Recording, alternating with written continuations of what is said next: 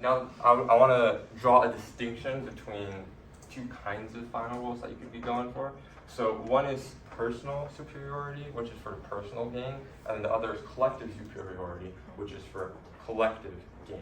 So Adler said that having a personal, if you're trying to reach for a personal goal, you pretty much you have an inferiority complex, or at least you weren't given as much attention when you were a child, and he views that as unhealthy, right? So saying I want to make all the money in the world, or I want this, I want that for myself, Adler said that necessarily isn't right, what a final goal should be about.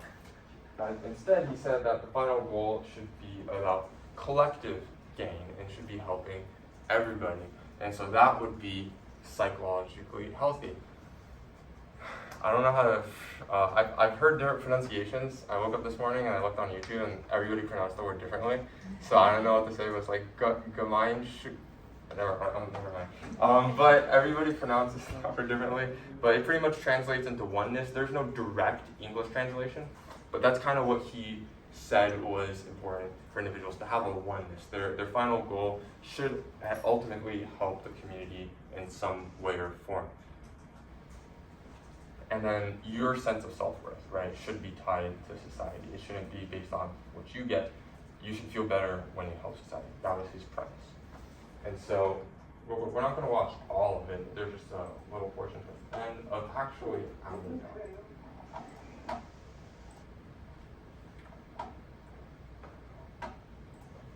That's what we talked about, the social interest. That's kind of, I suppose that's the term he uses. Other people have used oneness, but that's kind of what he's talking about. Ultimately, we want to have that social interest, right, within our final goal, and our inferiority is what kind of drives that. And he said, if we don't have social interest, he kind of said we're psychopaths and stuff like that. I don't know that I would go that hard, but that was his perception of that. Does anybody have any questions regarding that?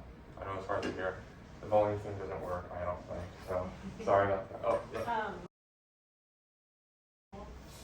Yeah, so essentially your goal should, right, he's saying that your final goal should be in the social interest.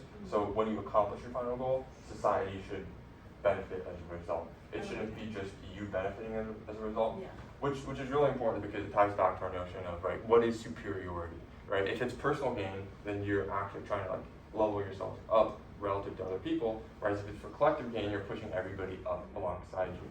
And that's what he said was ultimately the goal. And if you didn't have that social interest, it was you didn't have enough love as a child, you're a psychopath, stuff like that. And so once again, that's taking it a little far. But yeah. Does anybody else have any questions regarding that video? Perfect. All right. So you can look at, this is Hoff's 86 cultural dimensions. One of them is individualism versus collectivism.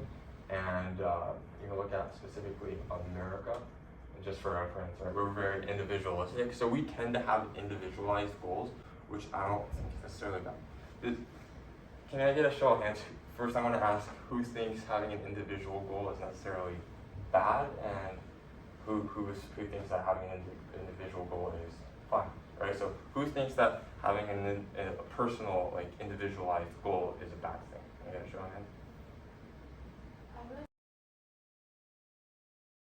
So it's not necessarily right. It's not wrong. It's just not optimal for you to reach your final levels of satisfaction, to be satisfied with where you are and what you've done. Is that what you're trying to say?